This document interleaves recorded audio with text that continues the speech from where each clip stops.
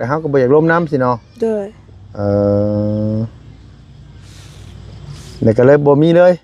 บ่มีคือเจ้าไปเล่นไปเที่ยวเจ้าก็ไปอยู่บ่บ่ได้ไปสงกรานต์ยังสิก็บ่ได้ไปบ่ได้ไปคันว่าบ่ได้ไปเฮ็ดเวียกก็อยู่บ้านส่วนหลายบ่ได้ไปเลยก็คือบ่ค่อยได้ไปไสเนาะก็เลยบ่มีแฟนนำเขา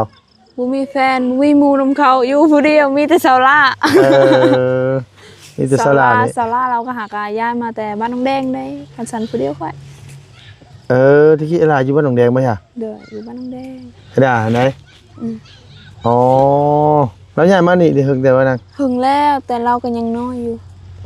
แต่อายุ14 15เท่านั้นอ๋อประมาณนั้นติแต่เจ้าน้อยกว่าสลาเนาะ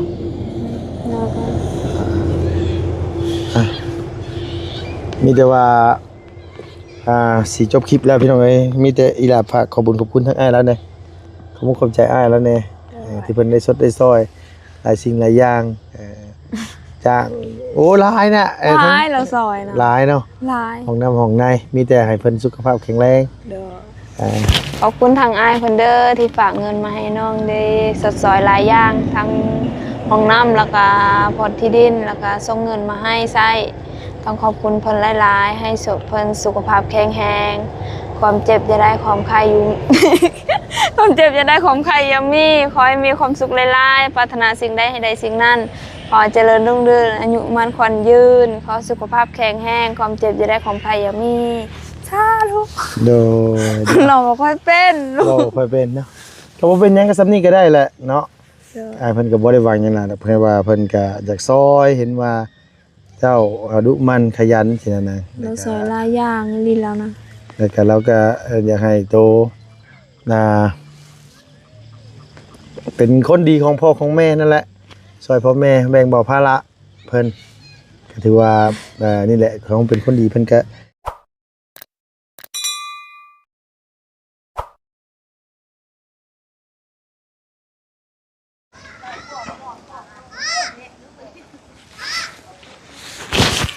คือเจ้าขุดไม้แต่คือเจ้าคือยังกันว่าเฮ็ดตื่นอยู่นางบ่จ้ะบ่ฮู้กันฮะสวัสดีเด้อโอ้ยเอาพี่น้องเอ้ยสบายดีเด้อพี่น้องเด้อ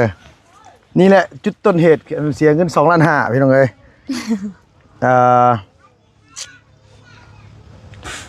มันอันว่ารถแท็กเตอร์รุดไปตัดสายอันว่าเคเบิลหรือว่าสายสัญญาณอินเทอร์เน็ตของเขาเจ้าแต่เขาเจ้าต้องมาต่อไหมอ๋อมันจะพ่อมันจังแพงเนาะนางเนาะเขาเจ้ามาต่อเลยเขาเจ้าต้องเอานี่ใส่อีกเลยบ่แพงคือว่ามันแพงอ่ะเนาะมันก็เลยแพงแน่เพราะว่าสายนี่มันทั้งหมดทั้งมวลมัน60 กว่าเซนบ่ได้พี่น้องเอ้ยสายเคเบิลมันก็เลยอันว่านี่เงินน่ะเสียผู้เดียวบ่น้อยเสียผู้เดียว2.5 ล้านนะเด้อเอาเงินใช้เสียฮะเอาเงินใช้เสียยืมเงินล้านนะยืมเงินล้านยืมเงินเนี่ยนี่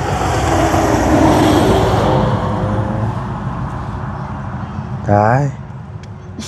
อยู่ซื้อกันรุดดินกับเสียด้านหนึ่งแล้วมาเฮ็ดอันว่าอันนี้เสียอีก2.5 ล้านเป็น3.5 ล้าน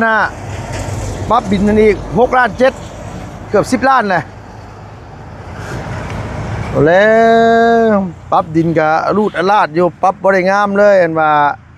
ปั๊บดินอยู่ให้หันพี่น้องเลยปั๊บบ่งามบ่คักเลย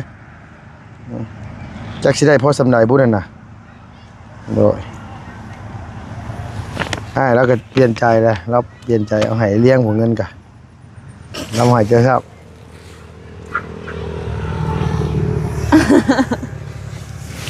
ให้ค่อยมาดูแม่นใช่ป่ะสวัสดีด้วยโดยขอบใจนะลุงบนมีซื่อฮะขอบใจเนาะโอ้ดีใจเนาะโดยคนวันคนบ่ได้เนาะโดยของฝากจากคนทางไกลโดยเสียใจบ่เฮ้ยบ่เสียใจวะบ่เสียใจบ่เพิ่นฝากว่าให้เลี้ยงนะมอบให้โตเอา ไม่ก็ได้หรอก เดี๋ยวเอาบ่ใหม่ได้ไหมบ่ใหม่น่าสาวได้ไหมพูไปป้อมทั้งพุ่น นี่เขาคุณ ขอบใจเด้อ แกะแล้วมึง บ่ได้เขียนหนังสือได้มีแต่ว่าอ้ายแล้วบอกว่าโทรมาบอกว่าของฝากจากคนทางไกลเพราะฮู้อยู่ว่าเป็นไผฮู้อ่ะ โอ้ย รู้แล้วเดี๋ยวเราบอก เอาสิ ตัวเจ้าตัว ว่าผมไม่หนักอ่ะสวย จะนำหาแต่หาไม่เจอ เฮ็ดหยัง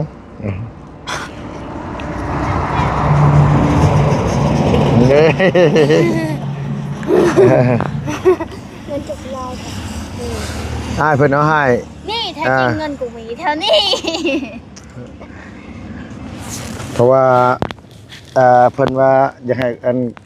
ของขวัญปีใหม่เพิ่นให้กูมีเพราะได้ไปจ้างคนปลูกข้าวปลูกหยังก็แล้วแต่โตอย่าเฮ็ดหยังก็แล้วแต่โตแล้วว่าแต่ว่าเราอยากเอาให้พอได้ซอยนี่เนาะ อันยิ้มออกได้เด้อเนาะฮะ เอาเงินก่อน ยิ้มออกแล้วเนาะลุง เป็นหยัง เมื่อกี้นี้คุณมาดู จักผู้ชายเลย เออนี่แหละพี่น้องเอ้ยคันว่าบ่มีตัวนี้มาตัดก็เงินน้องเพิ่นก็สิยังพอได้เหลืออยู่ดอกพี่น้องเอ้ยอันนี้บัดนี้บัดสายไฟมันขาดทางจ้างเพิ่นอันว่ารุดดินทางจ้างเพิ่นต่อไฟหั่น มันร้อนปะ เราทำให้ทุกว่า อยากฮู้หยังนำว่าได้เฮือนเป็นหลังอยากฮู้นํคนอื่นอยู่ ลอยไปลานเนาะ บ่นางแล้วเพิ่นเว้าในไหนต่อนี่น่ะเพิ่นให้เสียแต่ซ้ำนั้นน่ะพอบ่ ท้อง เลิกมีสมทบเพื่อนเลย บ่อันว่าเงินสมทบเพื่อนเจ้าลุงมีอยู่ 4,000 บาทได้ดังเด้อ เด้อ โดยแต่ว่าไผถามว่าผู้ใดมีแน่เงินสมทบตั้งเสาเทคานก็บอกว่าของลุงมีอยู่ 4,000 ลุงใหญ่จะดีอยู่ทาง101พี่น้องเอ้ยเพิ่นฝากมา 2,000 บาทแล้วก็ทางพระอาจารย์เพิ่นฝากมาอีก 2,000 บาทสมทบเฮ็ดเฮือนน้องของมีพี่น้องเอ้ยก็มีแต่ว่าผู้ใดอันไหนมันบ่เพียงบ่พอก็จังซื้อมาเพิ่มใส่เนาะดีใจอยู่บ่ ดีใจเนาะ นั่นน่ะคือเศร้าๆก็ดีใจยังคือเศร้าแท้ ใช่สาวดีใจ ดีใจจนเว้าบ่ออกยังว่าเช้า เดี๋ยวฉันบอกเราโทรมาบอกอยู่บ่บ่นะ โทรบอกอยู่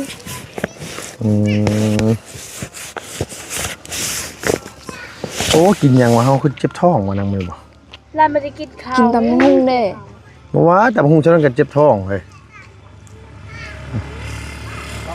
สูงเลยเนาะบ่แบบว่าคันว่าเฮาให้เพิ่นกวดลงไปอีกน่ะให้มันแบบว่าสั้นลงไปแบบนั้นน่ะ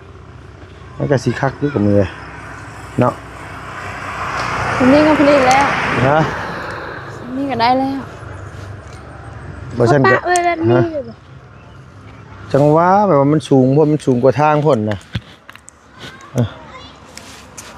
คันตั้งเฮือนสิตั้งช่วงใดน่ะ ว่าสิจังมึงนี่ ฮะ ทรงละทรงแนว ใส่ จริง เออ เอาคือว่าตั้งพี่เมฆกูมี นี่บนนี่มันอันนั่นย่านน่ะบนโต๊ะแล้วมันถลายอยู่เนาะ ดูว่าพี่ที่ล่ะ นี่บนนี่เนาะ เดี๋ยวเวลาฝนตกน้ำมันบ่ไหลมาพี่บ่นะคือว่าตั้งพี่ตั้งนี่ มึงนี่นะ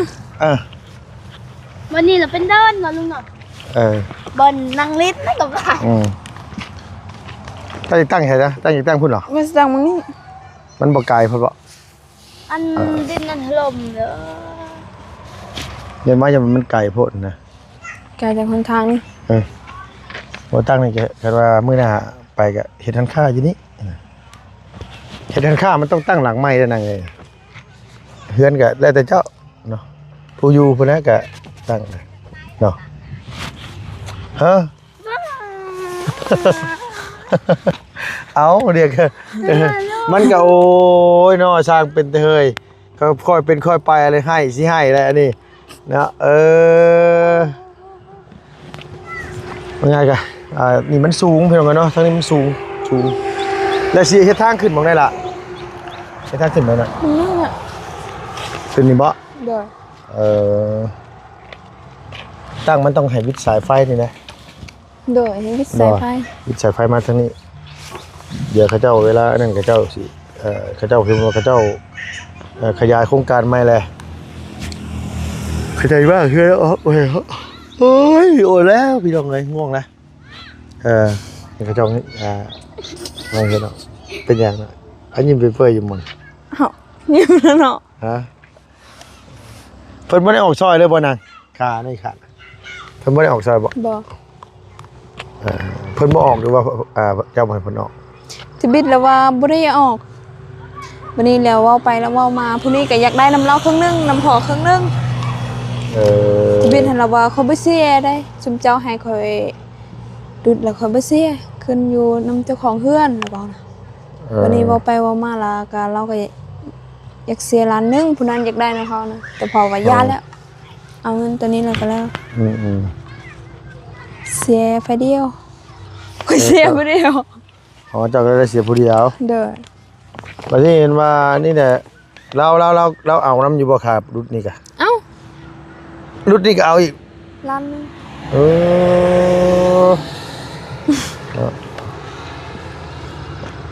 อันไทยลงมานี่ก็ร้านอีกร้านหนึงที่นั่น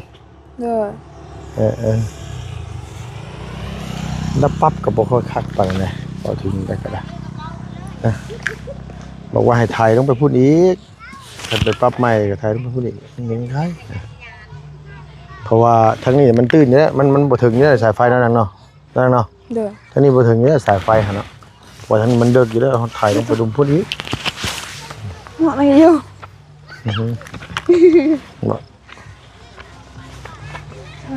เสียเงินเป็น3.5 ล้านเลยพี่น้องเอ้ยเท่ากับ3.5 ล้านปรับดินน้อยเดียวนึงครับบ่ได้งามครับ 35กับ67 10 ล้านเท่าได้ 10 ปลายล้าน10 ล้านกับ6 ล้านของเรามาใช้3 ล้าน 10 ล้าน2แสน แม่10 ล้าน2แสน10 ล้าน2แสนกี่เนาะปรับดินก็บ่งามเลยปรับมาถ้าว่าบ่เว้ากับผู้บ่าวดิจุบเจือไปจักขาจังปรับให้บ่งามบ่นางบ่ น้องผู้บ่าวไทยนี่ผู้แม่ ผู้บ่าวบ่แม่นบ่ทุกคนน่ะลูกชายเราน่ะ บ่แม่พอเรา อันนั้นเป็นโบแล้ว เอาลูกชายเราบ่ได้มาบ่ฮะ บ่ได้มา แล้วบ่เว้ากับลูกชายเราเว้ยให้ตัวก็บ่เว้ากับลูกชาย ได้ นะ แล้วอายุ16 ปีเขาก็งงโอ้เลยกูมีดีใจเลยได้ตัวเล็กน้อย ระหว่างผู้บ่าวสักน้อยกับผู้บ่าวอายุหลายกว่าตัวมักผู้บ่าวอายุหลายกว่าหรือมักผู้บ่าวน้อยกว่า ลายกว่า หลายกว่า ลุง โด เป็ ย ดละเมอ โอ้เพิ่นมักผู้บ่าวรถฟอร์ดบ่ โดย บ่ ก็โดย ไปโดย ก็ได้เขาว้าวนะลูก โอ้มักผู้บ่าวสักน้อยก็บ่บอกจังพอเขาเฮ็ดหยังก็บ่ติเขาว่าสำน้อย ก็ผู้บ่าวรถฟอร์ดบ่มาไปจักแล้วกันไปเบิ่งกันจะปรับดินเนี่ยนะมุนปุ้ยอยู่ ไปหุหมุ่ย มาไหน ก็ อันนี้นี่คือมื้อใดเพิ่นสิมาเฮ็ดอันนี้ตัวน่ะ ยังบ่ฮู้ บ่หยอกน้องเพิ่นได้พี่น้องเอ้ยเนาะอย่าไปถือซาเด้นั่นน่ะเนาะ เด้อ เอาโดยเดี๋ยว โดยเนาะ ยังบ่ฮู้ว่ามื้อใดเนาะเนาะ เด้อ ว่าเพิ่นสิมาเฮ็ดเนาะแล้วก็ปรับลงก็บ่ได้แม่นว่าหลายเด้ล้านหนึงน้อยเดียวหนึง เอามันนี่นะ มันยังนำเอาเงินน้ำเอื้อน้าสาวว่ะดิบ่จะยืมเงินเพิ่นเท่าไหร่ บ่เคยไม่ได้ทวงเงิน มานะ นี่ก็ จะยืมเงินแล้วเท่าไหร่ 2.5 ล้าน เอาไหนกิน สละ จะไหน ไปใช้น่ะ เออนี่ อ๋อเอาสบายดีเด้อเด้อสบายดีจำแรง เราเก็บใบตอง เขาว่าทำว่ากว้างกว่าเก่าเขาว่าเนาะ ๆฮะ ดิน โดยกะกว้างขึ้นกว่าเก่านิดนึงโอ้ปลูกเขื่อนขึ้นแล้วก็ปลูกต้นไม้ใส่ ปลูกต้นไม้ใส่น้ำได้เนาะ เด้อ ซื้อเวียงมุงมาปลูกก็ได้เนาะ โยเบะมันมือให้ออนจะตาหัดมุ้ยอะไรออนเลยค่ะ ไปโรงงานกันฮะเพื่อนลำเลียงเพื่อนลำเลียง เบะป่ะยุ่งได้ แบะปกิโล น้ำไหลแล้วบ่ ไล่แล้ว ไหลแห้งไง จักเขายังไม่ได้ไปเบิ่งซ้ำก็คือสิแห้งอยู่เด้ออาบได้เปล่าเลยไปมอง ได้บ่หลานมาไปซ่อนอะ ดูได้เลยเจอออน ได้ ปลาดุกทองโตแล้วก็ปลาคอต้นอะไรเลย ไปซ่อนใช่น่ะ แม่สอนเนาะ แม่เจ้า ดูกี่แก่ไอ้เนาะก็ท แม่จะดีได้แม่จะดีได้บ่ ำแม่จะดีก็ได้คือกัน ละบ่เนี่ย ได้เด้อบอล ละบ่ได้บ่ ในอยู่ในนึงแล้วได้ปลาคออย่างปลาเนี่ยปลาคออะไร อืม เอ้าโลหะคงกินเก่งเลยพนัน ละบ่หั่นได้ผมมีจะได้อยู่ฮะ ถ้าฝนตกนี่เขาไปการเทียด กันเฮ้ยน่ะ นัดเท่านั้นเท่าคนจุดไทยเมื่อวานนี่คือแบบฝนตกไม่ได้ตกลื่นหกเลยอ้าว อยู่บ้านลุงหลายเขียดไหนมีอึ่งก็มีกบก็มี กินอึ้งนะกบเขาเบื่อแล้ว เบื่อข่อยอยากกินตอนแรกเลยมันกินกบมันเบื่อไม่ได้กินกบก็เบื่อแล้ว เครียดคือว่าเบื่อกบเขาอยากกิน เครียดก็ยังไม่ทันได้กินก็ว่าเบื่อแล้ว เบื่อเขากินตลอดเลยอึ้ง ต้มเชยมะขามเนาะใช่บ่ตัวกินบ่ตัวกะ มีหยัง กบนะ กิน อ๋อทุกกินบ่ กินเลยเยอะ กินแต่อยู่แต่กราว ทั้งนี้มันบ่ค่อยมีปานใดบ่นะอึ่งมีบ่ทางนี้น่ะ บ่มี อึ่งบ่มีเนาะมันเป็นภูเขามันบ่ค่อยมีอึ่งเด้อ สำคัญอยู่บ่เจ้าบ่สำคัญ อยู่นี่ผู้ได้สูง ฮะเฮาสูง นาซาวกะเท่ามันกะเตี้ยเนาะ ข่อยเว้า3คน ใหญ่แห้ง เอาสามคนบ่ซ้ำกันจักกะสละ สำคัญบ่ให้เขา ให้ซ้ำกันพุ่นแล้ว เทียบ ซ้ำกันเลยโดย ขี้ลาย คันงัวก็ใส่เกียนพอดีเลยเฮ้ยเห็นเกียนบ่รู้จักเกียนบ่ จัก ก็ เกียนที่มันใส่งัวนะ แต่ว่าชนะชูชาวกงมีบ่ได้ อ้าวเรื่องชาติ เว้าว่านั่นเอง คือว่าจะเช่นล่ะบ่ เอาวันชนะเราได้เพื่อนนำวงดินเราก็ว่าเมา เออโดยงามบ่เฮ้ยมันปรับดินงามอยู่บ่แต่ว่าเสียอย่างเดียวพี่น้องเอ้ยบ้านอันนี้บ่มีไฟลงเนาะคันมีไฟนั่นคือสิคักคนหนึงอยู่ไฟเวลานั้นยามบ่คือมัน มีตาหันกับแผลที่ลุงมันประจานรอด เนี่ยลูก แล้วอายก็มีส่งกาแฟใช่แล้วลุงเพิ่มมากินทุกมื้อ จักไผแล้วจักลุงจักไผทีมงานก็มากินคือกันแล้วคันว่านั่นน่ะเนาะตัวบ่แม่นบ่เนาะ โดย คือโดยซาดเฮ้ย บอกว่าต้องคิด ช่วงนี้เราได้เงินเราก็ได้ดูเฮ็ดด้วย นอนละอยู่บ่ล่ะ เดี๋ยวถามไปดิตรงมีเวลาเราให้เป็นแต่ย่านอยู่บ่ มันคิด ฮะ บ่ได้ยานแต่ว่าเราอยู่ผู้เดียวแต่เราเครียดนะบ่ว่าน้ำพายแค่เราเครียดเรื่องน่ะสร้างมันเฮือนเราเครียดมันเฮือน ต้องไว้สั่งหมดเฮือน บ่ได้สร้างแต่มันเครียดมันเฮือนพายเว้านำกับบ่ปาก เราเวลาเราอยากให้เราโวยวายบ่หรือว่าเราเงียบไปเลย เงียบอยู่เลยอยู่ในห้องผู้เดียวแล้วก็นั่งให้ บอกเป็นคนเงียบเบิด เป็นคนออนแอ บ่ได้โวยวายบ่ ออนแอ สมมุติว่าบ่พอใจหยังนี่ก็สิเงียบไว้เหรอ เงียบบ่ปาก สมมุติว่ามีแฟนได้เป็นแบบสมมุติว่ามีผัวมีหยังสิสมมุติว่าผัวเฮ็ดบ่ถูกใจตัวสิเว้าบ่ ตอนนั้นเว้าบ่ได้แล้วตอนเครียดน่ะเว้าหยังก็บอกมีแต่เครียดอยู่ผู้เดียวแล้วแหละ เอาแบบบ่ได้ถามบ่ใช่แบบบ่ได้เอาก็ต้องมาถามว่าก็ต้องมาบอกว่าคนบ่มักเจ้าเฮ็ดแบบนี้คนบ่มักแบบนั้นแบบนี้ก็แต่คนที่เขาเฮ็ดผิดเขาบ่ได้ฮู้นะ โอ้โหเขาก็บ่งอ บ่งอกอยู่แต่เขาบ่ฮู้ไงลูกว่าเครียดเรื่องหยังจังซี่นะ เขาก็ฮู้เครียดแต่เขาบ่มักงอนี่บางคนน่ะ ก่อน เด้ จึงบอกว่าเครียดเรื่องหยังตอนมันแบบว่ามันเครียดอีหยังน่ะมันบ่อยากเว้าอีหยังเลยถามหยังก็บ่ได้ตอบ เขาคือสิฮู้เองเขาแล้วว่า อ้าวคนอยู่ดนก็ฮู้เนาะ โดยบอกให้สมมุติว่าบางเทื่อสมมุติว่า บ่ได้เครียดให้ผัวสินะแต่ว่าเครียดให้ผู้อื่นสินะ เทียนผู้อื่นก็บ่ว่าแต่น้ำผัว น้ำผัวก็บ่ปาก ปากแล้วเนาะว่าสิบ่ปากเด้เครียดน้ำผู้อื่นก็เล่าให้พวก สม ฟั มุ ง ติสมมุติว่าสมมุติเครียดกับผู้อื่นเลยมาผัวชวนกินข้าวเฮ้ยกินข้าวเฮ้ยโตกินรถ ถึงแม่ ผัวก็เข้าใจผิดได้เนาะผัวเข้าใจผิดว่าอีหยังว่าเฮ็ดหยังผิดกับเมียว่าเมียคือเครียดนู่นนี่นั่นอีกเครียดหยังก็ต้องบอกกันได้บ่บางเทื่อกับไม่ได้เครียดให้ผัวก็ยังบอกนะเครียดให้แฟนก็ต้องบอกเนาะค่อยบ่ฮู้แต่จะว่าเนาะของข่อยค่อยบ่ฮู้เด้ เอาสมมุติสมมุติเวลามีแฟนนะคันแฟนใจดีแค่นี้แฟนใจดีแฟนไม่ได้ถามนะแฟนใจบุรีติเจ้า กูมันจะตีทางไหน ลัดมือบ่ได้แต่เบิ่งเดียว ร้านเพื่อ ปองงาม ได้ยังนางกินมือ ยังบ่ฮู้ว่าสิต้มมีกิน กินต้มมีมือเนาะ ก็มาเมียน ไปใช้หลาจ้ามือนี่นาง ว่าสิไปเอารถอยู่บ้านสกีปะมือว่า ใน มื้อน่ะบ่ มื้อนี้บ่เราถาม มืออะไรตัวถามไผ เราคิดว่าลุงทามเมื่อกี้ ไปแบบ เราว่าสิไปเอารถเราอยู่บ้าน หลานบ่ได้ยินเด้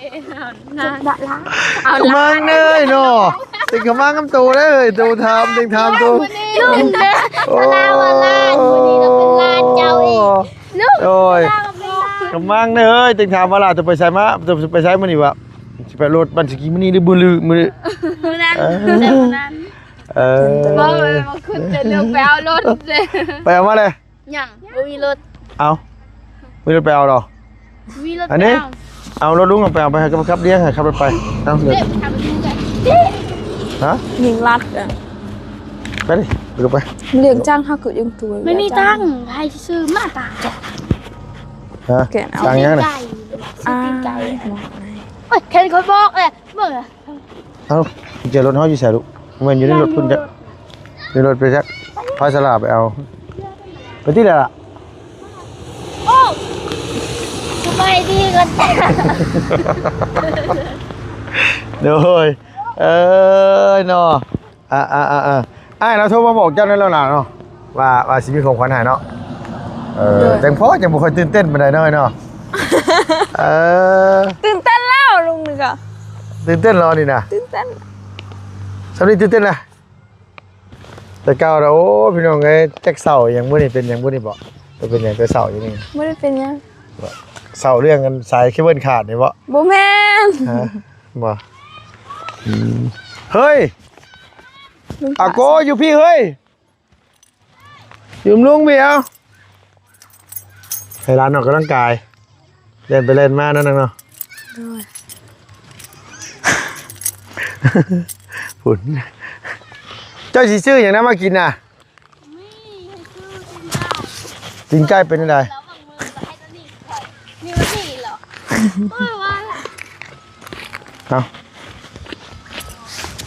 เอาไปซื้อติ่งไก่เอา ชาวนี้ เท่าไหรนะอันเท่าไหรนะ อันละ5,000 เนี่ยคือสิถึกเถอะ ว่าให้เงินลุง ลุงอย่าจกเงินอันนั้นน่ะ 10,000 ซื้อ 10,000เนี่ยเอาไปใช่นี่ฮะไม่รู้ว่าเท่าไหร ใจได้ลุงขนม ได้เงินเลยได้เงินน้ำมูเลยขอบใจได้ลุงคนรอไว้เห็นปะ คันเทือนแล้วสบายแน่ไปทางเพื่อนแม่จริงๆนะ ฮะเรียนแล้วเลยสบาย สบายแล้ว เป็น เนาะ เป็นติกิง6เนาะ โดด มันบังเนาะ บางกกม่วง2กก กุ๊กงงบัง2กุ๊ก คอยเราอยู่ต่ำไว้อยู่สูงเนี่ย ดีใจปะขัดสวยเลย ดีใจเลยเนาะ เลยตั้งเสาเทคานก่อนก็ดีใจเลยนะนางเอ้ย สำเนียงดีใจแล้ว ทีเดียวก็ค่อยหาเอาบัดนี้นะเนาะ เด้อ เอ้านี่ซะบ่ได้มีบ่ให้คนอยากมาสร้างครอบครัวนำ บ่มี บ่มีเลยโพดโพเถอะว่ะตั้งแต่ตัวใหญ่มาเนี่ยขออนุญาตถามเลยนะตั้งแต่อีหลานใหญ่มาเคยมีผู้บ่าวนำเขาบ่ บ่เคยมีอยู่ผู้อยากลมเว้านำนะแต่ส่วนหลายเฮาบ่ได้ลมเขานะ อ๋อคือมีคนอยากเว้ามาจีบอยู่ เด้อ มีคนมามักอยู่ มีอยู่ แต่ว่าเจ้าบ่มักคือเฮา ความรู้สึกเฮาบ่มักแล้วเฮาก็บ่อยากร่วมน้ำสิเนาะ โดย เนี่ยก็เลยบ่มีเลย บ่มี คือเจ้าไปเล่นไปเที่ยวเจ้าก็ไปอยู่บ่ บ่ได้ไป สงกรานต์ยังสิก็บ่ได้ไป บ่ได้ไปคันว่าบ่ได้ไปเฮ็ดเวียกก็อยู่บ้าน อืม ส่วนหลายบ่ได้ไปเด้ ก็คือบ่ค่อยได้ไปไสเนาะก็เลยบ่มีแฟนนำเขา บ่มีแฟนบ่มีหมู่นำเขาอยู่ผู้เดียวมีแต่เสาล่า มีแต่สลานี่ เสาล่าเราก็หากาย้ายมาแต่บ้านน้องแดงได้คันสันผู้เดียวค่อย ที่คิดอะไรอยู่บ้านหนองแดงบ่ฮะ เด้ออยู่บ้านน้องแดง ได้ไหน อืม อ๋อแล้วย้ายมานี่ได้ถึงแต่ว่านั้น หึงแล้วแต่เราก็ยังน้อยอยู่ อ่า แต่อายุ14 15เท่านั้น อ๋อประมาณนั้นติแต่เจ้าน้อยกว่าสลาเนาะ แล้วก็ มีแต่ว่าสิจบคลิปแล้วพี่น้องเอ้ยมีแต่อีหลาฝากขอบคุณทั้งอ้ายแล้วเนี่ยขอบคุณขอบใจอ้ายแล้วเนี่ยที่เพิ่นได้สดได้ซอยหลายสิ่งหลายอย่างจ้างโอ้หลายนะหลายเราซอยนะ หลายเนาะ หลาย ห้องน้ำห้องในมีแต่ให้เพิ่นสุขภาพแข็งแรง เด้อขอบคุณทางอ้ายเพิ่นเด้อที่ฝากเงินมาให้น้องได้สดซอยหลายอย่างทั้งห้องน้ำแล้วก็พอดที่ดินแล้วก็ส่งเงินมาให้ใช้ต้องขอบคุณเพิ่นหลายๆให้เพิ่นสุขภาพแข็งแรงความเจ็บจะได้ความไข้อยู่ ความเจ็บจะได้ความไข้อย่ามีขอให้มีความสุขหลายๆปรารถนาสิ่งใดให้ได้สิ่งนั้นขอเจริญรุ่งเรืองอายุมั่นขวัญยืนขอสุขภาพแข็งแรงความเจ็บจะได้ความไข้อย่ามีสาธุ โดย เราบ่ค่อยเป็นลู ก็ ก ค่อยเป็นเนาะถ้าบ่เป็นหยังก็ซำนี้ก็ได้แหละเนาะอ้ายเพิ่นก็บ่ได้หวังหยังล่ะเพิ่นว่าเพิ่นก็อยากซอยเห็นว่าเจ้าดุมันขยันสินั่นน่ะ เราสอยหลายอย่างนี่แล้วนะ แล้วก็เราก็อยากให้โตเป็นคนดีของพ่อของแม่นั่นแหละซอยพ่อแม่แบ่งเบาภาระเพิ่นก็ถือว่านี่แหละเขาเป็นคนดีเพิ่นก็เห็นอะไรเพิ่นก็อยากสดจากซอยสินั่นน่ะเพิ่นก็ แต่เราซอยมานี่ก็ได้พักอยู่บ้านแน่ บ่ เมื่อกี้บ่ได้พักได้บ่ ไม่ได้พักเลย เออ เดี๋ยวนี้ตอนเราซอยนั้นก็ได้พักอยู่ อืมว่าไงเพิ่นซอยมาได้ก็มีเงินเนี่ยก็พอได้พักแน่เนาะ โดย ปีนี้ก็ฝนบ่ค่อยตกซ้ำพี่น้องมันบ่งามไปฝากไว้แต่น้ำมันว่าสวนมันสวนกล้วยเงินก็ได้มาก็จักสิไปฮอดไสเสื้อผ้าใส่ก็ฮอดบ่20โตเฮ้ยโต บ่ฮอดบ่คือบ่ซื้อเสื้อผ้าใส่นี่น่ะ ยังไม่ได้ซื้อ บ่เคยได้ซื้อใส่บ่อยากได้บ่ดูได้ได้ อ้าวก็อยากได้กันเนาะ อยากได้อยู่แต่ว่าเงินมันจำเป็นต้องซื้อในอื่นก่อน โดย ต้องเฮ็ดในอื่นก่อน คัน สิ ว่าให้สมมุติว่าคันแล้วปลูกมันคือว่าปลูกมันน่ะให้แล้วปลูกมันแล้วคันเงินเรื่องก็ซื้ออยู่พวกเครื่องสำอางทรงเสื้อนะ ดอย คันเงินบ่เรือแล้วก็แล้ว ก็แล้ว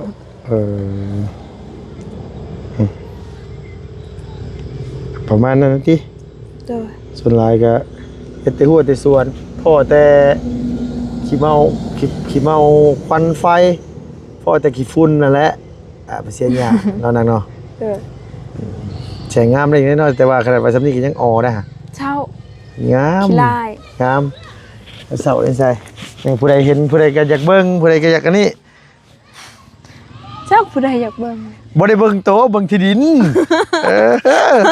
โอ้ยเขาไปบ่จบว่าเขาเบิ่งโตบ่เดี๋ยวนี้น่ะเฮ้ย อ้าวลูกเว้านั่นน่ะ โดยเอาโอเคล่ะเอามามีแต่ว่าสบายดีเด้อทั้งเด้อ สบายดี เดี๋ยวเอาไม้มาให้ได้มั้ยพี่น้องเอ้ยเนาะมื้อนี้น่ะจักไปกินอีหยังท้องเสียโอ้โกยตำหุงตอนมาบุญตำกับลุงตำตอนนั้นบ่ว่ะเอาเนาะพี่น้องสำหรับคลิปนี้ลุงกาพอดีว่ามาเป็นสะพานบุญมอบเงินมอบทองให้อีหละกงมีเพิ่นทางอันใหญ่จะดีเพิ่นนั้นว่าฝากมาให้ลุงเป็นสะพานบุญให้จังได๋ก็ขอให้อ้ายสุขภาพพลานามัยแข็งแรงเด้อปีใหม่ปีนี้ก็มีแต่คำอวยพรอวยไสให้อ้ายจงอยู่เย็นเป็นสุขความเจ็บจะได้ความไข้จะมีปรารถนาสิ่งใดก็ขอให้สมความมุ่งมั่นปรารถนาทุกประการเนาะเฮ็ดธุรกิจการงานยังอยู่ก็ขอให้ร่ำให้รวยแล้วก็ FC เพิ่นจะดีเบิดสุขุสุคนเนาะพี่เนาะสำหรับคลิปนี้ไปแล้วพี่น้องบ๊ายบายสบายดีเด้อ